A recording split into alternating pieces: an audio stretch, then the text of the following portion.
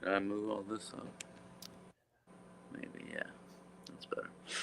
Joining me now are three musicians who are all part of an upcoming musical, a rock opera called Staring Into Nothing, that will be at the Portal Theater, very nearby where I live in North Hollywood, California, in October. We'll get into those specifics, but I wanted to take a moment to let each of the musicians who are joining us today say hello and just introduce themselves. All right, I'll start. Hello, I'm Denny Fongheiser. I'm one of the producers and musical director, and we'll be playing drums for Staring Into Nothing. I'm Steve Rogers. I am, I guess, responsible for the concept or the story of the presentation, the lyrics, and I'm the co-writer of the music with my partner sitting next to me here, who will introduce himself now. I'm Kurt Barabas. I co-wrote the music with Steve, and I play bass guitar and Staring Into Nothing. That's a true collaboration. You know not to actually say his name. You introduce him, you let him speak. We get the spotlight right on him. He has his moment. We'll talk a little bit about the show itself, and we'll get into all of it. I just sort of wanted to ask each of you if before this project, going back decades, if there was the term really rock opera is, I think, appropriate when it is, a staged musical, but with musicians. Obviously, The Who's Tommy immediately comes to mind. For me, what I saw multiple times, they were revivals, but I saw multiple productions of Jesus Christ Superstar. The music from that was on in my house a lot, not just at Easter time. My mom loved that movie and wore out the VHS. And so, I mean, my favorite artist has been since I was in middle school, Alice Cooper. And he has, musical, a number of conceptual albums. So the idea of music telling stories beyond 3 minutes is something that I think personally, I always gravitated to. So we can just sort of go in order if you like, and we'll just or you know what, I'll try to mix it up. Steve, why don't you go first? What comes to mind when you think just sort of what connected to you, like, wow, this story is going beyond what we're used to, the first time that maybe you realized the Who's Tommy obviously comes out as an album, but just what was it for you personally? Yeah, I think that, I grew up loving so many presentations of music in a narrative form, and they run the gamut from, things that were done in the 60s by the Kinks to the 70s by the Who, and, all the way up to the Pink Floyd album, The Wall, and things like that. And so I've always had a predilection, just as you mentioned, maybe you have, for things that sort of stretch the envelope of what songs and music can do in terms of having themes that are wider than just 3 or 4 minute versions. And so also I think that I love those Alice Cooper concept albums, many of them produced by Bob Ezrin, some of my favorite music. And so I think underneath the form of anything that I write, there is a certain amount of theatricality.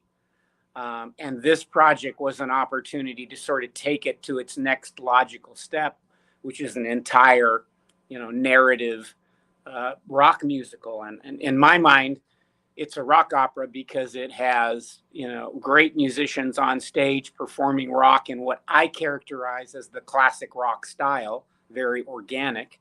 And it's also got, 9 members of the cast who are performing and singing individually and collectively and moving through the story. Yeah, I think you touched on something very interesting, because whether it's in terms of theatrical stagings or just touring musicians, talking about organically having musicians create the music instead of someone who is out on stage with a laptop like the one I'm talking into right now. And, you can have a lot of music crammed into a laptop. And the first time I ever saw that, it was 2 guys with an acoustic guitar. I won't say what band it was, and the laptop was there. I'm like, oh, is that for them to just read their lyrics? And then you start to realize, like, oh no, music's coming out of that, and it's very jarring. Whereas like two guys can just play acoustic guitar and it's amazing. You know what I mean? It's like a lot of times you don't need it. But anyway, I thought that was interesting. Basically, same question for you, Denny, in terms of, prior to this project, just enjoying, musical storytelling, whether it be rock opera, or concept albums. Oh, I like you gravitated toward Jesus Christ Superstar when I was a kid, and I was probably about 11 years old. I remember going to the movie, and I became a huge fan also of Ted Neely and Carl Anderson at the time, and who were in that film. And I've always enjoyed concept records. Most of my career, I played on a lot of records and produced some, and I've always enjoyed it when it's a concept record, something to say, especially when you have 10 songs in a row. And in this case, it's 22 songs. About a year and a half ago, a little over a year and a half ago, Steve contacted me and mentioned about possibly producing this record. And he said it was a concept record that is what kind of, I wasn't really looking to produce something at the time. And, but when he said concept record, I really wanted to hear it, and I really liked what he was doing a lot, and so we went in and did it. And talk about being organic, we tracked this pretty live for the most part. We went into East West Studios in Hollywood, Studio One, so one of my favorite rooms anywhere, and we had Bruce Watson also came in and played guitars, and we all just set up there, and within, what was it, 13 days? About 13 days, we had it all tracked, and then went in and did a little bit of sweetening and background vocals and things, but we did this pretty live, especially for today's standards, and then as it was done. Steve had mentioned about seeing this as a narrative, even more of a narrative, and maybe doing some presentation. And we started talking about it and looking into it. And he started writing and kind of changing the lyrics and thinking it through. And it really started coming together. And we said, well, let's make this a presentation. And the process has been really great. And it's not easy. It's there's definitely a lot of working parts in it, and but it's been great. We have wonderful people. Like you said about the cast, we have a great band. I'm really proud of everybody in the band, and the cast we're very picky on the personalities, getting a big wide variety of personality and styles, but all being a very good level of singing. I come from fortunate that I've worked with many of the really what I consider some of the best singers in rock, and so I really want to try to keep that standard, and we have, but they're really, really wonderful. But that's that's kind of how I got acquainted with them, and I just think we've all, I guess, really enjoyed the whole concept record. Right. And just by way of background, Denny has worked with a number of artists that include Hart, Roger Waters, John Paul Jones, Peter Frampton, Tracy Chapman, to name a few, just to kind of put it into a little bit of context. So Kurt there in the back, sort of same question, whether it's concept albums, the term rock opera, anything that connected with you. It could be recently, could have been decades ago. Anything comes to mind when you start thinking about this sort of long form storytelling?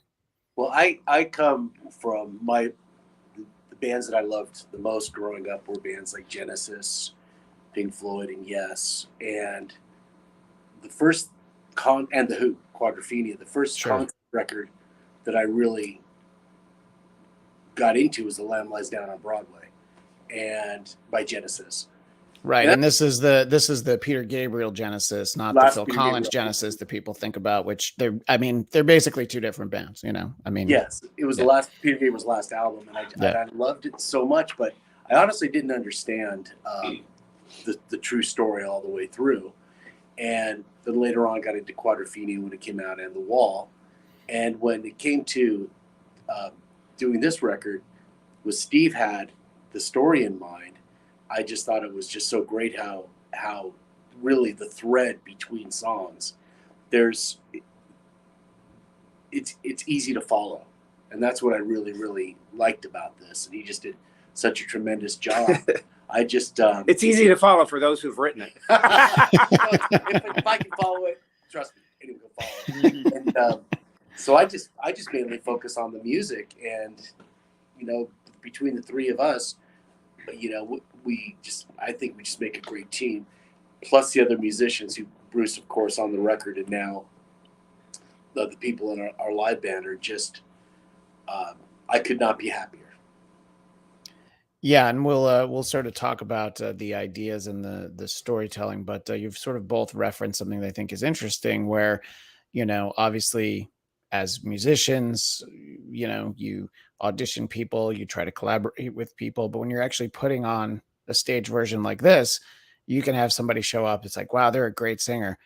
Wow, they're a terrible actor, though, or the other way around. It's like, man, they really, they move right, they do everything, but they don't sing as well as like 8 other people. So how difficult is it to have to, just being a great singer isn't necessarily enough. They have to really, you feel, bring the character to the stage.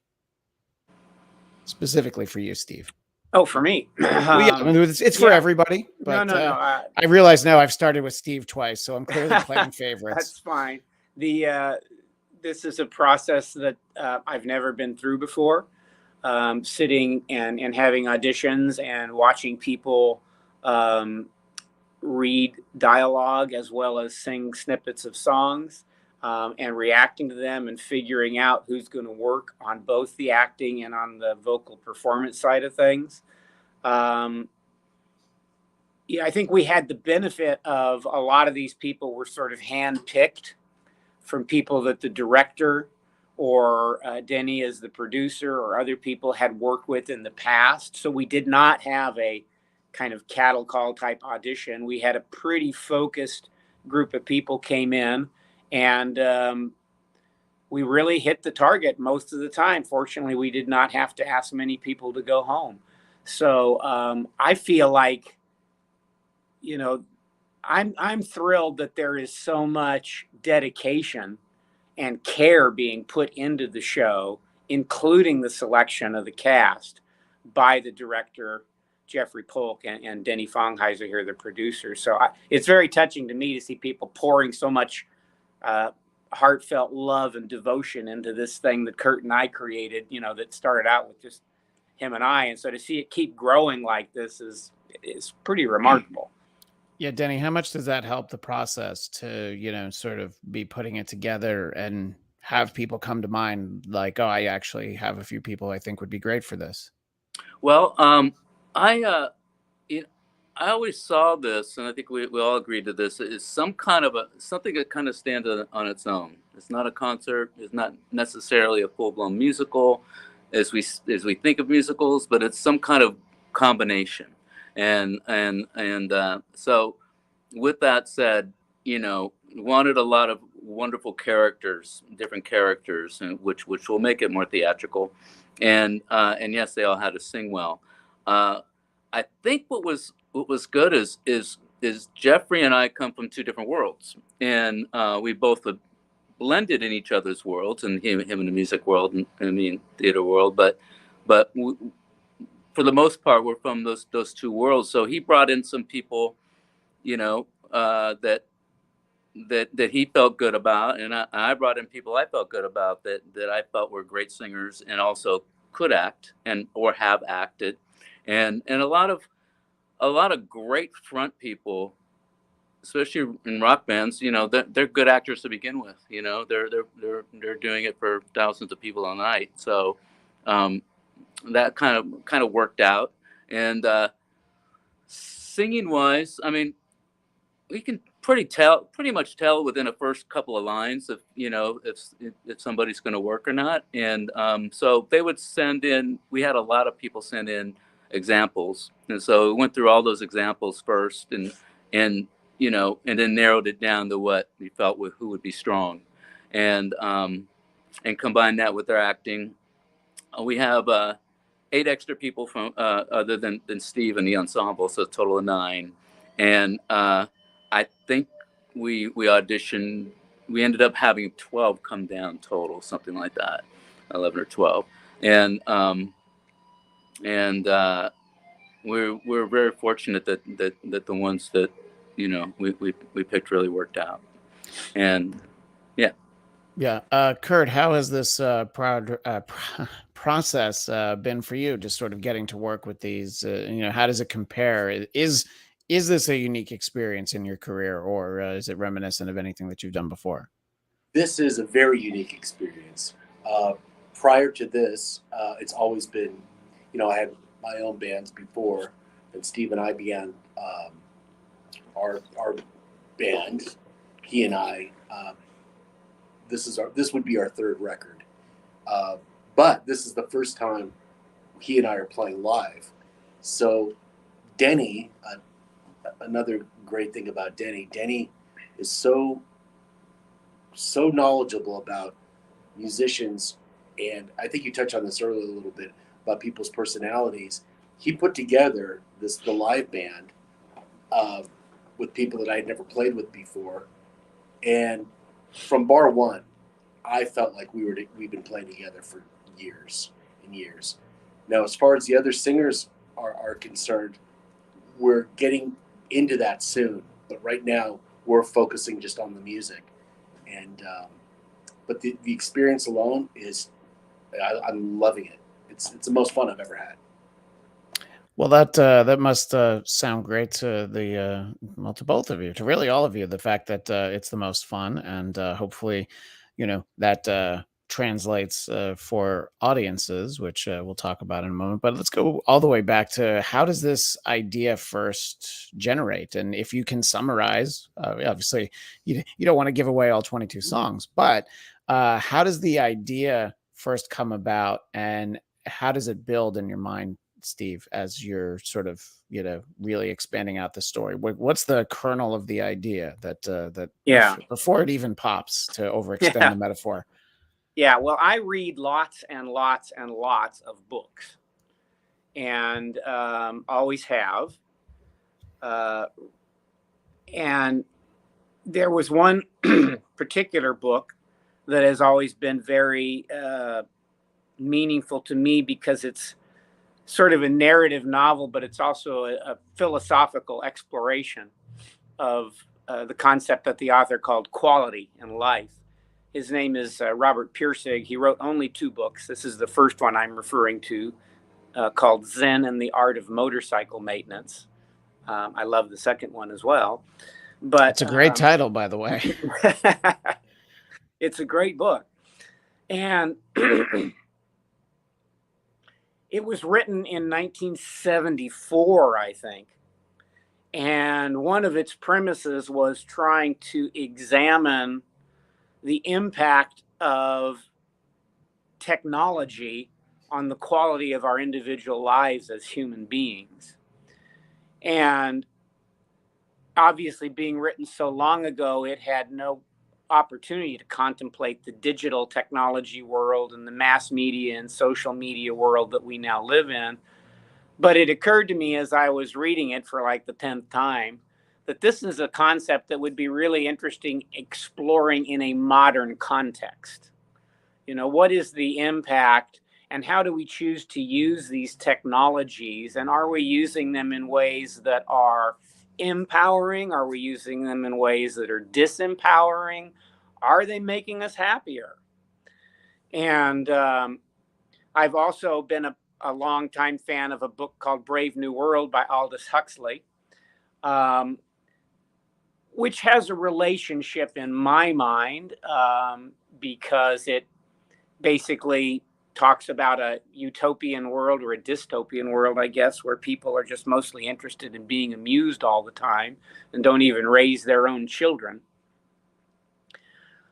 And then I read a couple of other books by a guy named Nicholas Carr, and it all just sort of came together for me that this subject of technology and social media and mass media is so pervasive now that everybody experiences it in one way or another, or in many ways, and that it would make a appealing subject to explore kind of philosophically, because so many people can relate to it. I mean, whether you agree with sort of the point of view of songs or not, I think it's worth thinking about it, because we live in a very different world than, just we had 20 years ago. And even I have 4 children, and, I have a 30-year-old child who remembers what it was like to grow up before cell phones. And I have a 21-year-old child who doesn't.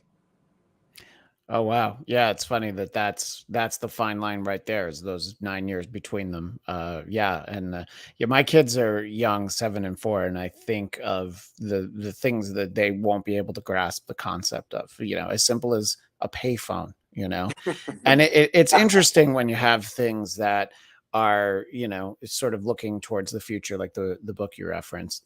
A good way to think about it is, the movie Network was really looking ahead, and it's like, oh yeah, they had no idea what television was going to become. You know what I mean? Like, your wildest dreams, you think of, science fiction, like Star Trek, they had those communicators, but yet my cell phone that I'm holding up right now can do so much more than any of those communicators they ever had on Star Trek, because I want access to all of the information that's ever recorded. And as I referenced earlier, every song that's ever recorded, I can find it with this little thing in my hand.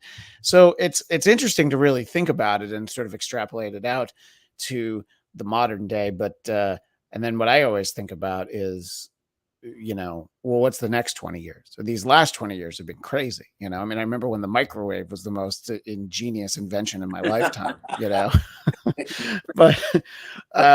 but as Steve's presenting this work, I'm going to have the same question for both of you. I'll ask you first, Kurt. What were your thoughts? And was it like, oh, I get it? Or did it have to kind of sit with you for a little bit to sort of, digest it? Or was it one of those, just the way it was presented, you're like, oh yeah, I see what he's trying to say? Well, it was remarkable for me, because a lot of times how we work is we'll be writing things separately, and then we come to the studio together, and hey, what do you have? Go to work on the next record. And a couple of these instances, we both have things fully fleshed out. And then there was one song in particular that I said, hey, what do you think about this? Steve went, hey, this is interesting. And it was a little different from anything we've done. And I didn't think it was going to make the cut, actually.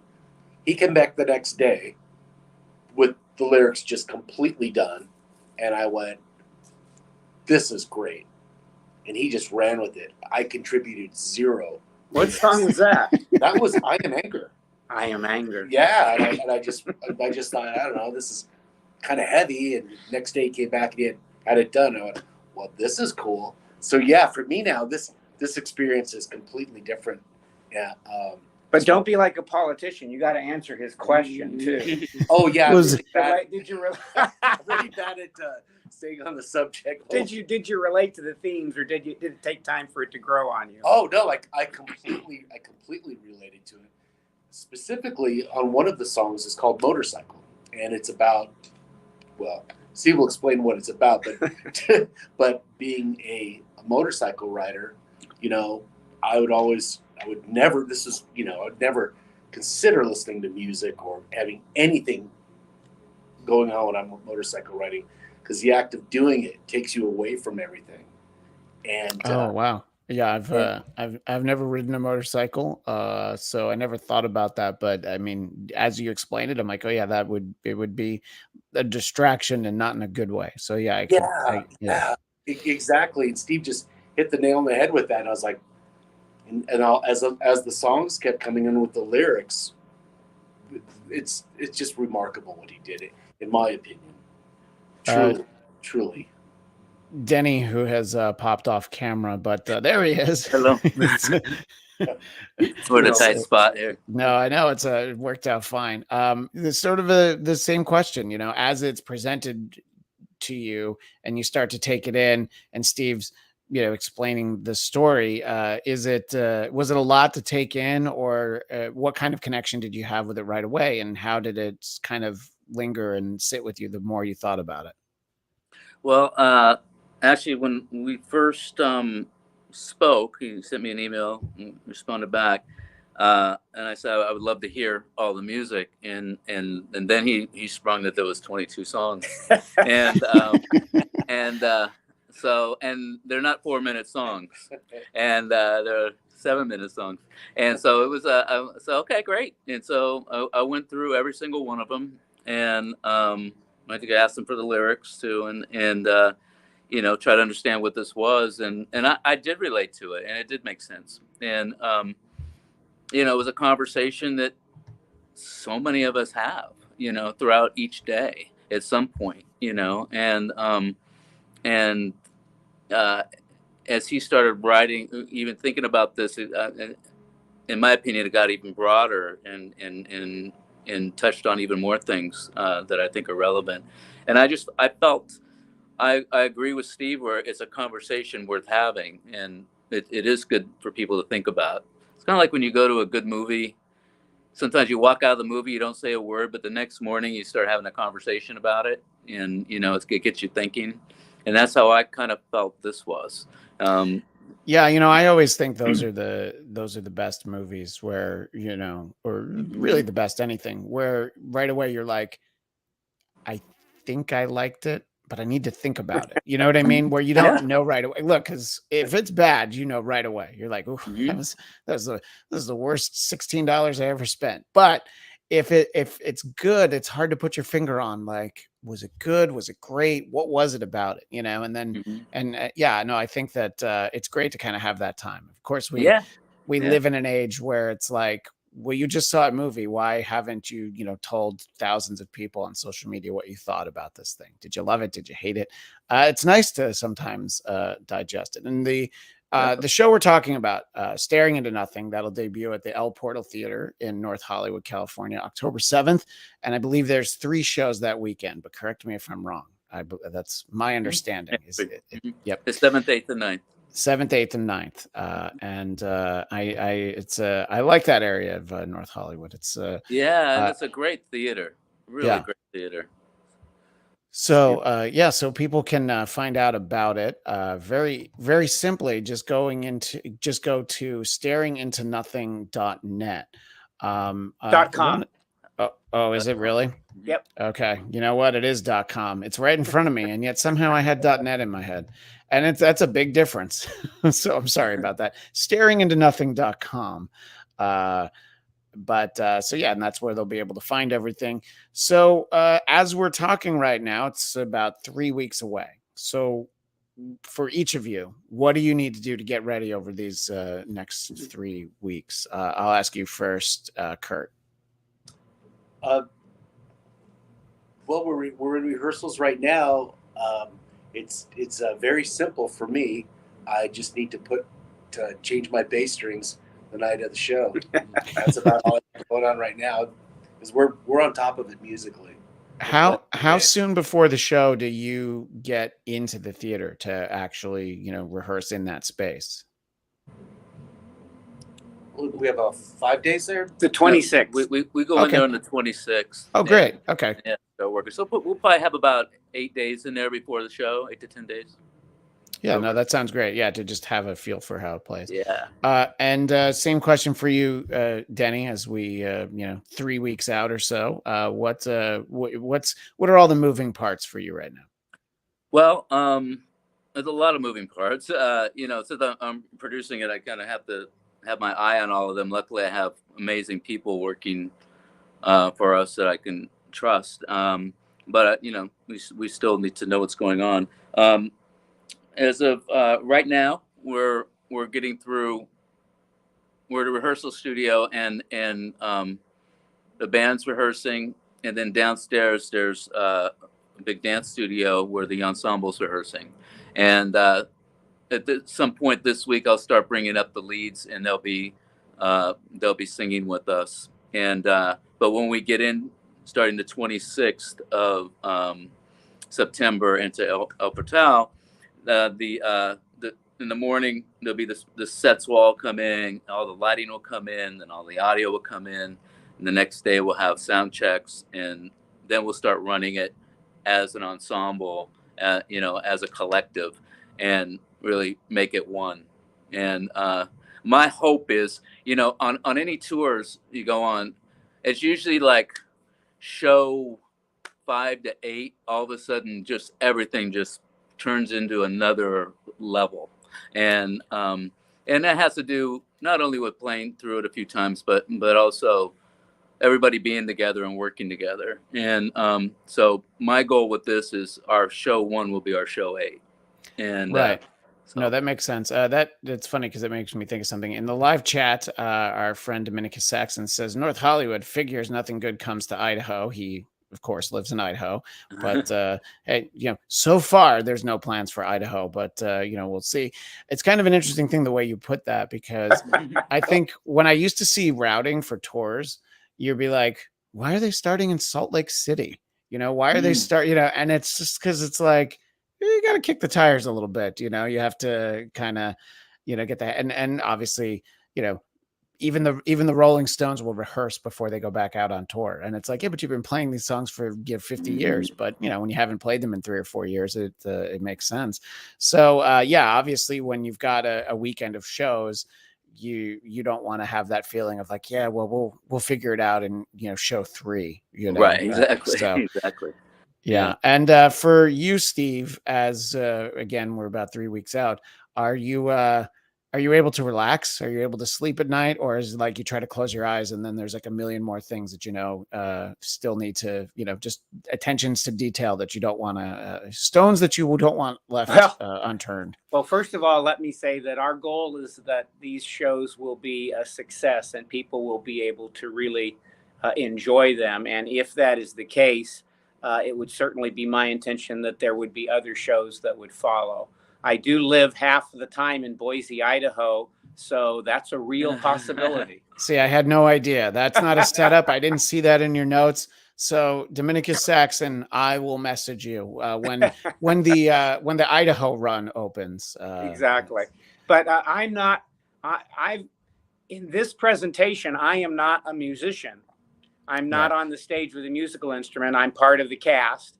I'm one of the main characters. And so I'm definitely going through the process of learning what it's like to be a performer on stage in an ensemble setting and follow choreographer directions and movement guidelines and things like that. So I would say that it's certainly not relaxing for me. I don't want to let everybody down. And that's what I try and focus my attention on, is doing the best job I can.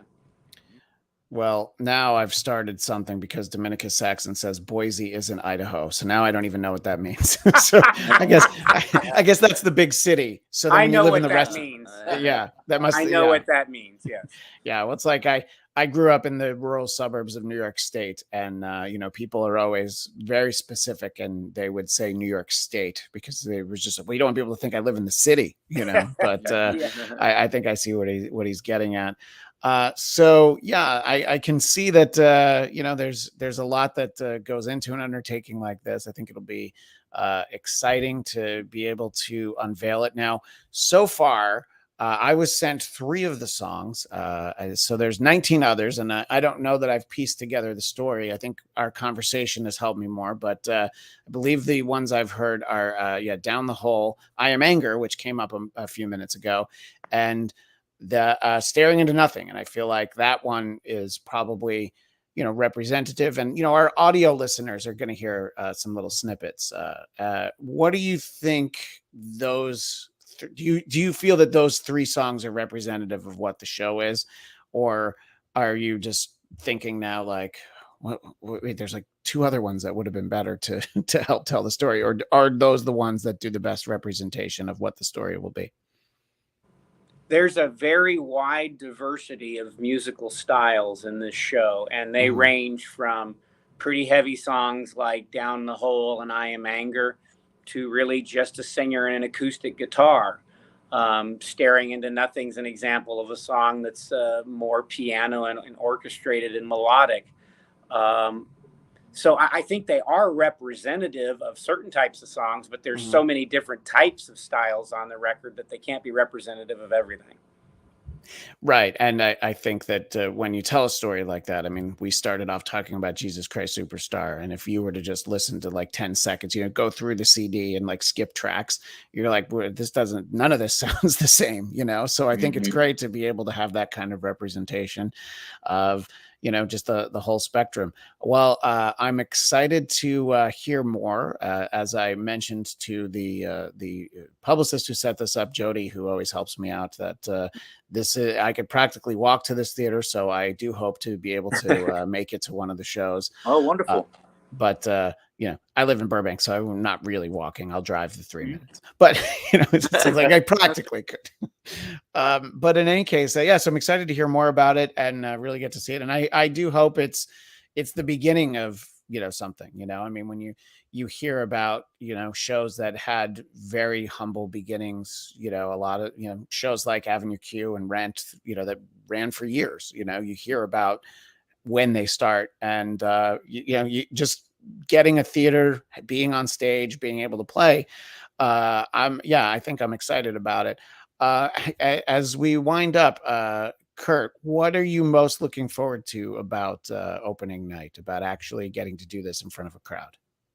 That's exactly it. For me, playing music to an audience where, people enjoy the music, the give and take is what it's all about to me. And on a side note, something that I don't know if was brought up or not, the visuals in this behind us is a giant screen, and we have a wonderful filmmaker who made incredible films that will lock with the story and the music. So hopefully I'm not turned around staring at the screen, which would be like me. But yes, just playing live with the audience. I can't wait. Yeah. Same thing for you, Denny, about opening night. What are you looking forward to? Yeah. Well, like Kirk said, the production is pretty wonderful, and we do have some really great video work from Hayden, and then we have all the great graphics. We have going to have some wonderful lighting and the staging and sound. So in all this time that we've been kind of putting this together, like anything, like any production, any record or a live production, you have all these intentions, but your hopes is it comes out and turns into something a little bit different than you thought, and better. And whatever ever ends up being at that moment, that's what it turned into. And so that's what I'm excited about, seeing it all come together that opening night, having everybody pour their heart out in it, and everything just coming together, and we can just sit there and go, this is it. This is what we were hoping for, and hopefully even better. And Steve, you mentioned actually being a part of the cast, so I feel like you're not going to be able to look up and admire the filmmaking behind you, because odds are the story won't flow as well if you're distracted. It's yeah. Indeed. I'm just. It's the opposite of people. It's the opposite of people who like use their cell phone in the theater. You're like, but there's this giant screen behind me. Yeah. No, I'm just going to try and remember the words and hit my spots. That's it. Yeah. Right. Exactly. Well, it's been great to talk about this with all of you. It seems like a very exciting undertaking. And as I mentioned earlier, staringintonothing.com. Not, as I mentioned earlier, the wrong website, but staringintonothing.com, and the El Portal, I hear it said, and that makes more sense than me just saying, the El Portal.